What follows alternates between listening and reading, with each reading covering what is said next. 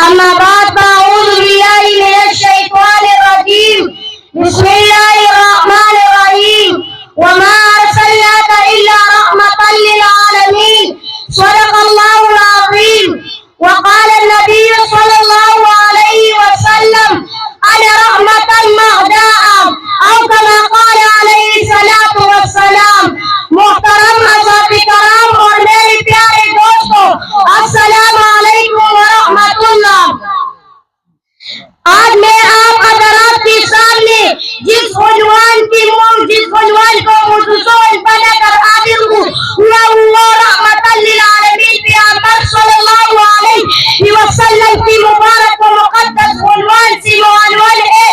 گرامی قدر سامعین، حضور صلی اللہ علیہ وسلم کی عظمت اور تقدس بلا محدود ہے۔ حضور صلی اللہ علیہ وسلم کی نعت و مداحت بھی لامحدود ہے۔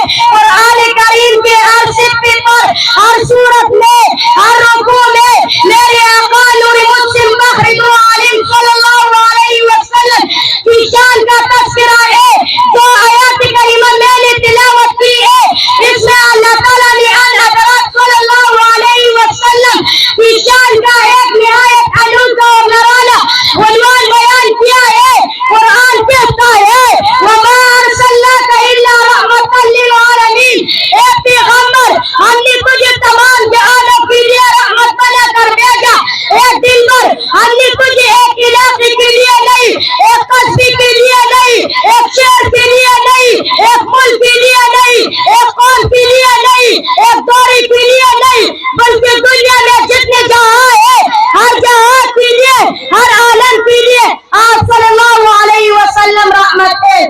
سامعین محترم، مجھے کہنے دیجئے، سورج میں چمک میرے نبی کی رحمت ہے، چاند میں دمک میرے نبی کی رحمت ہے،